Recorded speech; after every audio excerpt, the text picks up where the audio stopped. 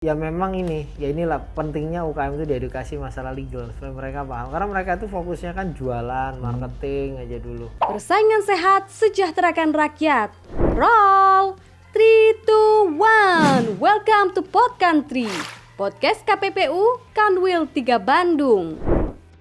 Kalau kita lihat atau Mas Bimo memotret dari pandangan Mas Bimo atau pengalaman ya, ada tidak misalnya perilaku dari pelaku usaha menengah atau besar yang justru ini tanda kutip ya, quote unquote dia menginjak menggunakan kekuatannya dia untuk mengabuse misalnya kepada pelaku usaha kecil misalnya, itu ada nggak punya pengalaman misalnya ini? Ya, saya dapat report dari beberapa teman-teman yang bisnisnya itu sudah mulai naik kelas. Walaupun market share-nya mereka masih kecil, let's say mungkin 1% atau bahkan kurang dari itu, belum sampai 1%. Tapi bisnis modelnya menarik, sustain, jaringannya udah mulai luas gitu ya. Jadi sering dapat tawaran dari perusahaan besar konglomerasi untuk diakuisisi. Oh, oke. Ya, itu diakuisisi karena apa? Bisnis model mereka itu kalau disambungkan bisa jadi channel distribusi juga. Iya. Bisa juga ada yang perannya sebagai supplier atau vendor gitu ya, yang artinya masih connected dengan bisnis yang lain. Ada juga yang memang entah katanya ceritanya saya nggak paham kenapa ya saya mau dibeli ya, padahal belum gede-gede banget gitu ya, dan mereka sudah punya. Yang mereka kan khawatirannya kan kayak kalau di luar itu kan misalnya beli ini tapi tujuannya nggak untuk digedein. Oke. Tapi untuk segitu aja. Enggak, yang tadi Mas Bimo ceritakan udah ada yang kejadian atau sudah banyak yang terjadi? Yang ditawarin ya banyak. Bukan yang sudah dieksekusi. Sudah dieksekusi. Sudah dieksekusi. Ada sih. Ada ya. Enggak, karena kan kita lihat itu tadi ya, sebenarnya kan salah satu cara mudah nih, mudah untuk membuat bisnis ini besar itu ya ambil aja. Akuisisi saja kan seperti itu. Walaupun sebenarnya ini menarik pemirsa, akuisisi merger atau akuisisi dan pengambil alihan saham ini ada kewajiban untuk lapor atau notifikasi kepada KPPU. Tentu merger akuisisi atau pengambil alihan saham yang memenuhi threshold tertentu. Nanti kita jelaskan di sesi berikutnya. Kita ngobrol santai aja. Oke, jadi sudah ada yang dieksekusi. Karena saya pernah dengar, saya tidak tahu kepastiannya seperti apa. Ada suatu perusahaan konglomerasi besar itu mengakuisisi sebuah jaringan restoran kekinian. Ya kan, jaringan restoran kekinian yang salah satu menu andalannya itu adalah produk dari konglomerasi ini. Benar, I think we are talking in the same page. Nah, seperti itu ya. Nah, saya pernah dengar, wah ini luar biasa karena dia produsen pasti. Benar. Nah, ketika dia menguasai jaringan distribusinya, channel distribusinya luas, dia akan menguasai hulu ke hilir ya. Benar. Integrasi vertikal. Integrasi apakah ini dilarang? Belum tentu. Karena integrasi vertikal yang dilarang itu adalah integrasi vertikal yang dapat menimbulkan praktek monopoli dan persaingan usaha tidak sehat. Seru nih ya, kita lanjutkan. Jadi seperti itu ya. Sempat dengar itu ya. Nggak usah sebut restoran, nggak usah sebut ya. Tapi saya yakin pemirsa udah paham arahnya kemana. Restoran kekinian, nah itu ya. Dan yang menarik, dan itu juga, itu jadi pembicaraan di antara teman-teman UKM yang sudah mulai growth ya, yang omsetnya itu bisa sampai 200 miliar gitu-gitu, udah mulai jadi incaran satu. Yang kedua, ngeliat dari pengalaman kasus itu, yang mana foundernya kan semua udah nggak ada di situ lagi. Foundernya udah nggak ada di situ, jadi benar-benar full take over manajemen. Cuma selalu teman-teman bertanya, saya kalau dapat tawar kayak gitu diambil apa enggak ya Mas ya? Itu kan dilema banget. Gitu. Cuma namanya bisnis nggak boleh baper, dan sekarang banyak teman-teman yang fokusnya bisnis adalah harus siap exit. Harus siap exit. Ini juga menarik. Artinya apa? Ya kita nggak boleh cuma berpikir di satu situ aja. Kalau situ selesai ya sudah. Steve Jobs aja pernah dipecat sama Apple gitu dari posisi CEO dan memegang saham minoritas. Jadi semuanya akhirnya kalau dapat offering kayak gitu, ya itu satu experience. Kapan lagi misalnya gitu ya? Atau pertanyaannya menguntungkan atau enggak gitu. Kalau menguntungkan pasti. secara finansial saat itu bisa jadi. Tapi kalau bicara sustainability, tentang legacy, ya Oke. Kalau legacy kan ngomong soal baper. itu dia. Ya kan? Jadi banyak yang akhirnya gitu, waduh kalau saya ini dirubah, visinya udah nggak visi saya lagi tuh, akhirnya gitu banyak. Nah, ya itu pilihan akhirnya di teman-teman itu sekarang setelah ngeliat kasus kawan kita itu jadi selalu mikirnya gitu. Ada yang memutuskan akhirnya, udah biarin deh, gua fight aja. Kalaupun dia neken-neken gua gini, mau dibunuh, bisnis gua diinin, udah kita Pernah kejadian? Kalau pernah kejadian itu harus lapor ke KPPU, bisa lapor ke KPPU. Jadi kalau misalnya ada pelaku usaha besar yang katakanlah mau mengakuisisi tapi yang diakuisisi nggak mau, tapi dia menggunakan market powernya untuk mengabuse, mendistorsi pasar atau mempersulit misalnya si pelaku usaha yang tadi mau diakuisisi, ya itu kalau terbukti itu bisa dilaporkan ke KPPU. Nanti kami akan tindak lanjut. Saya lebih sepakat kalau caranya itu sang pewarta Tommy itu yang melakukan investigasi gitu. Karena apa? Cara-cara mereka itu kadang tidak melalui business as usual. Oke. Tapi Apa, melakukan santet? modus lain ada. Modus lain, oke. Jadi gini, bisnis itu kan 4 hal kalau mau dijatuhkan. Yang paling gampang dulu aspek legal. Oke. Yang kedua itu pajak. Ya. Betul. Habis legal, pajak, yang ketiga itu person ownernya. Character assassination itu. Iya. Oke. Banyak bisnis yang masih melakukan personal branding atau ngangkat ya kita dulu tahu ada resto ayam gitu ya, jaringannya luas. Kemudian karena yang diangkat isu poligaminya, Oke. ya kan kena sentimen, Betul. langsung jatuh. Ya, ada salah satu dai kenamaan, Oke, tahu. dihantamnya isu itu Isu juga. poligami ya. Padahal banyak ustadz atau ulama lain yang poligami juga, ya nggak apa-apa, nggak diserang, bye-bye aja gitu. Oh, udah, kita nggak usah ngomong ini ya. Kita ngomong bisnis aja ya. Iya. Yang poligami nanti istri kita juga apaan? Nggak, Nah, itu 3 nih. iya. Yang keempat apa? Tadi ada 4 itu kan. Ya, yang keempat itu, kok saya lupa ya, kayak 3 itu. 3. Tiga, Oke, tiga. itu yang menarik saya tadi tangkap ada aspek Legal, pajak. ya. Nah, karena kalau kita baca sejarah nih pemirsa ya, ini pengetahuan sejarah saya cukup luas soalnya. Itu ada satu penjahat besar mafia di Amerika, Al Capone. Al Capone. Itu dikuntit, diinvestigasi habis-habisan, nggak kena, tapi dia jatuh atau tertangkap urusan pajak, IRS yang menangkapnya. Ya. Oke. Dan itu terjadi ya, yang 3 hal yang dilakukan untuk ketika mereka Banyak kasusnya udah banyak banget. Yang keplesetnya karena 3 hal itu gitu ya. Dan diserangnya oleh Oh enggak, kalau yang 2, yang 3 oke lah, yang karakter assassination itu bisa dilakukan oleh saingan atau pelaku usaha. Kalau yang 2 ini kan sebenarnya aspek yang memang harus dipenuhi oleh pelaku usaha itu sendiri. Ngomong soal legalitas ya, harus sebagai entitas ya, sebagai entitas badan usaha atau badan hukum dia harus comply satu. Soal pajak, masyarakat bijak, orang bijak taat pajak katanya. Ya, itu kan bukan sesuatu yang diakibatkan dari faktor eksternal kan, dari internalnya bisnisnya dia sudah bermasalah berarti. Jadi nggak bisa disalahkan kalau wah ini saya dijatuhkan nih gara-gara ini, kan nggak bisa. Tapi kalau karakter assassination oke lah. Gitu, benar. Ya kadang gini, ya kita tahu ada beberapa kasus yang quote-unquote diduga dikriminalisasi misalnya karena masih perdebatan. Oke. Itu banyak lah. Ada juga yang produk UKM tapi sudah diterima masyarakat tapi dipermasalahkan dari sisi misalnya belum terdaftar di POM atau itu kan saya pernah baca itu juga pernah yang seperti itu karena masih proses transisi. Izinnya itu dalam proses. Kalau yang itu, tapi itu seperti itu banyak. Ada juga yang ya memang inilah pentingnya UKM itu diedukasi masalah legal supaya mereka paham, karena mereka itu fokusnya kan jualan, marketing aja dulu. Ya, aspek legal itu pada saat mereka benar udah butuh baru nanya.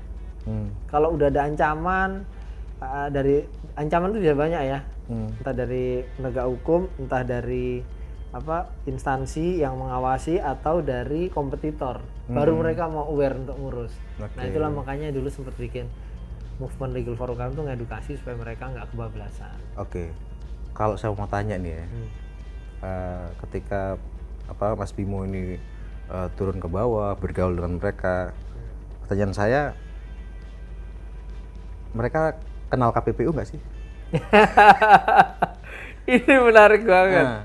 Ya, dulu waktu saya dengan TDA di Makassar kan pernah Saya bikin. kerjasama ya, TDA Makassar dengan KPPU, itu pernah sosialisasi. KPPU Makassar. Ya, KPPU Makassar. Benar, itu sempat sosialisasi. Mereka tuh sempat bingung. Apa ini KPPU dengan KPU apanya? Betul. Ya, jadi sering kurang apa ya?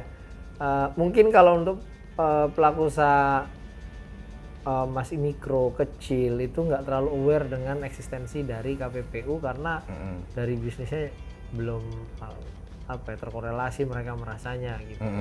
Tapi akhirnya mereka juga kemarin mulai sadar, oh ada ya, iya kalau kalian ada predator pricing itu bisa lapor. Kalau ada integrasi vertikal, kalau misalnya minus margin, kemitraan itu yang yang merugikan ya, misalnya. merugikan. Kalau dari yang kita sering temui di lapangan itu, misalnya ada industri kecil ya, mikro atau rumah tangga misalnya. Ketika dia produknya itu ditampilkan atau di display di retail modern, itu senangnya luar biasa karena produknya diterima atau di display di situ. Tapi kelanjutannya dalam proses pembayarannya atau term of payment-nya itu lama. Itu lama dan bahkan dan itu sangat ditentukan oleh pelaku usaha besar sebagai mitranya ini. Nah, karena ini pelaku usaha mikro atau kecil itu kan butuh yang namanya cash flow cepat ya. Sehingga itu jadi problem. Nah, ini yang sebenarnya salah satu tugas oleh KPPU. Apa yang bisa dilakukan dengan itu? Maksudnya gini. Jadi KPPU punya kewenangan untuk melakukan fungsi penegakan hukum di sana. Jadi kalau misalnya kita ada dua pelaku usaha yang dijadikan objek pengawasan, itu pelaku usaha menengah dan pelaku usaha besar. Jadi pelaku usaha menengah ini menjadi objek pengawasan ketika dia melakukan kegiatan kemitraan dengan pelaku usaha kecil dan mikro. Nah, dalam perjalanannya itu ada pelanggaran. Nah, itu KPPU bisa melakukan fungsi penegakan hukum di situ. Di PP nomor 17 tahun 2013 itu KPPU bahkan dapat menjatuhkan sanksi denda maksimal itu 5 miliar untuk pelaku usaha menengah objeknya ya. Tapi kalau misalnya ini pelaku usaha besar yang kita jadikan objek, itu dia pasti akan melakukan kegiatan kemitraan kalau nggak dengan pelaku usaha menengah, kecil atau mikro. Nah, dalam perjalanannya kalau dia melakukan pelanggaran itu KPPU dapat menjatuhkan sanksi denda kepada pelaku usaha besar ini maksimal 10 miliar. Walaupun sebenarnya dalam kemitraan ini dari pengalaman saya pernah jadi kepala kantor wilayah di Surabaya, di Makassar ya, sekarang di Bandung. Problemnya itu mereka ini tidak mau dispute.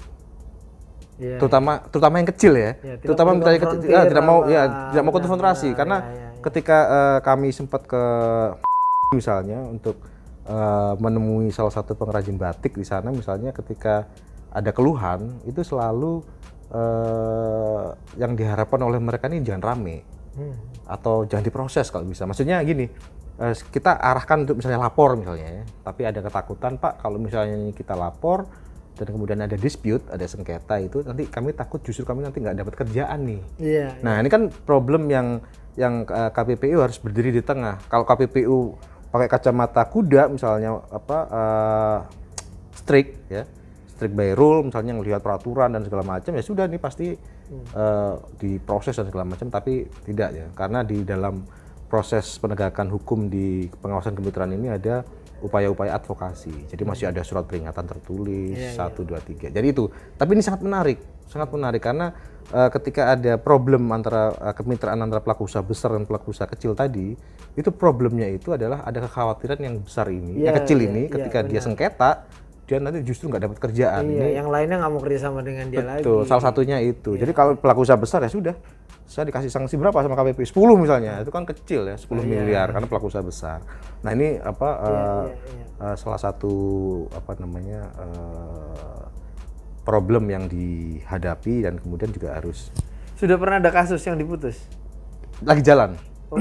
Lagi jalan karena memang kita selalu kalau kemitraan memang kita upayakan untuk advokasi. Kita pengen ini bisnis jalannya baik gitu loh. Kalau misalnya ada sesuatu kan advokasi, misalnya nih ada perjanjian misalnya yang kurang baik kemitraan antara pelaku usaha besar dan pelaku usaha kecil, yang kita advokasi adalah coba diperbaiki dong. Jadi ada perubahan perilaku. Ada perubahan perilaku. Jadi kita pengennya supaya nggak ancur-ancuran gitu Ya, ya. jadi tidak bukan represif, berantem. Bukan, apa, ya, tapi kita pengen supaya semuanya tumbuh bareng karena prinsip kemitraan itu kan seperti itu ya.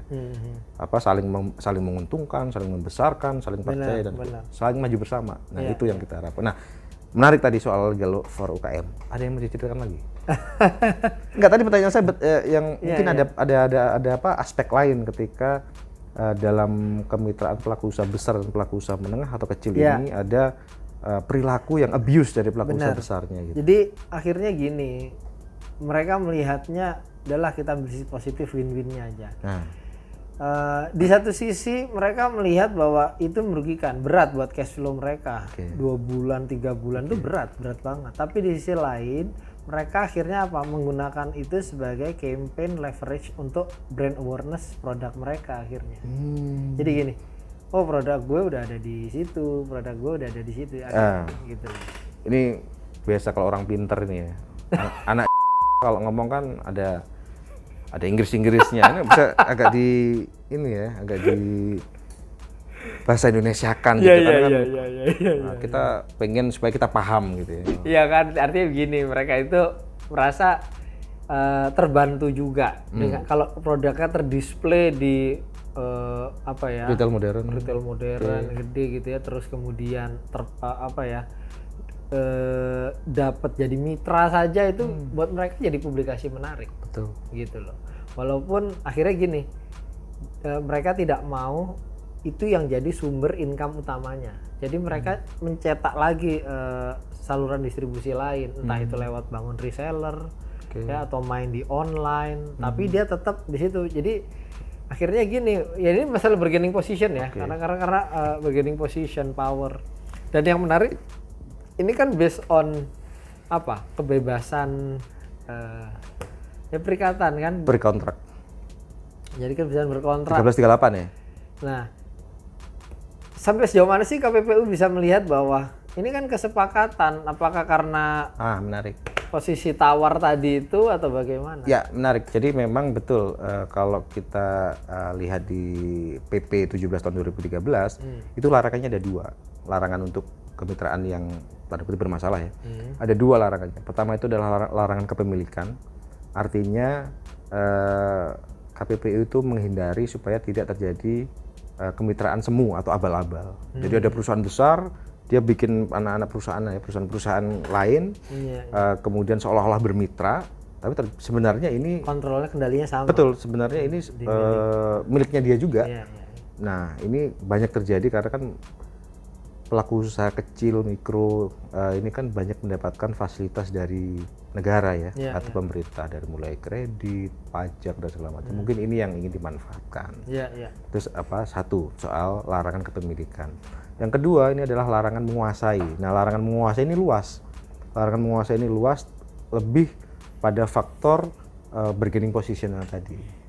Kalau bargaining positionnya terlalu besar dan kemudian abuse, nah itu KPPU bisa masuk. Nah, mendefinisikan itu memang kemudian menarik sejauh apa atau abuse-nya sebagaimana sehingga bisa dianggap mereka ini melakukan larangan tadi, larangan menguasai tadi. Nah, saya tadi kasih contoh kan simple ya, soal term of payment. Iya. Karena itu paling dirasakan. Paling dirasakan dan paling banyak kasusnya kan seperti itu. Misalnya di display tapi bayarnya 2 bulan, 3 bulan, bahkan 6 bulan.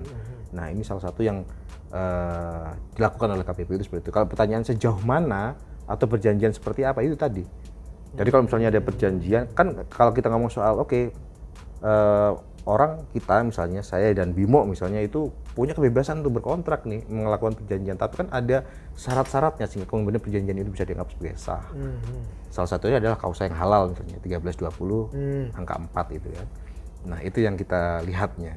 Jadi mereka punya kebebasan untuk berkontrak, tapi kan ada rules, ada koridor-koridor yang harus dipatuhi. Salah satunya adalah peraturan perundang-undangan. Seperti itu. Iya. Nah, itu menarik. Atau modus lain ya, ini pernah ada kawan yang cerita tapi nggak mau sebutkan itu siapa, dan cuma modusnya itu kelihatan sangat mudah sekali dilakukan, apalagi kalau punya kekuatan pasar yang kuat ya. Contohnya begini, jadi ada peternakan ayam. peternakan ayam yang kemudian mulai berkembang dan ada satu brand besar datang, ya sudah saya mau beli dari kamu sekian, kapasitas sekian dan happy, termnya juga bagus, semuanya bagus. Nah kemudian ketika size-nya makin gede Dia cabut. dan yang beli kan cuma Dia. satu, akhirnya dia udah nggak sanggup lagi, dia kalau segitu harus cari lainnya lagi, nggak keserap. Oke. Sehingga akhirnya ini aja ya itu, kalau nggak one prestasi nanti. Oke. Sampai satu titik ya semua bisnis kan mau cost control, Oke. KPP-nya Iya. dijaga. Jadi ya kita mau kontrak jangka panjang sekian, ngambil harganya sekian. Kalau nggak sekian kita putus. Wah itu kan udah seperti kalau putus berat dia, udah terlalu punya fixed cost yang besar ya, karyawan, tempat segala macam. Ada juga pengalaman saya seperti itu. Ya, Dan problemnya memang tadi, problemnya itu ayo sama dengan pengrajin batik tadi. Misalnya ayo ke KPPU, ini kan ada sesuatu nih yang bisa kita tindak lanjuti ya, lebih jauh. Tapi mereka tadi menolak berkonfrontasi dan lebih memilih, akhirnya kita pilihannya adalah memang advokasi, karena memang tadi kita pengennya memang ini win-win solution. Kita nggak pengen kerjasama bisnis ini kalau bahasa almarhum the god of the broken heart ya, jadi ambiar. Ya. Kita nggak mau ini ambiar, tapi kita ingin tetap berjalan, sustain tadi, dan win-win solution tadi. Tapi memang edukasi itu yang menarik. Tapi tadi belum jawab dengan clear ya, mereka tahu KPPU nggak sih? Sebagian tahu dong. Nah, sebagian sekarang tahu. apalagi persentase? Kan, iya, aduh kalau menurut saya sulit ini Pak. Sulit ya, tapi setidaknya gini kan, dengan ada sosialisasi dan event bareng itu membuka juga cakrawala mereka tentang persaingan usaha dan juga keberadaan KPPU. Oke.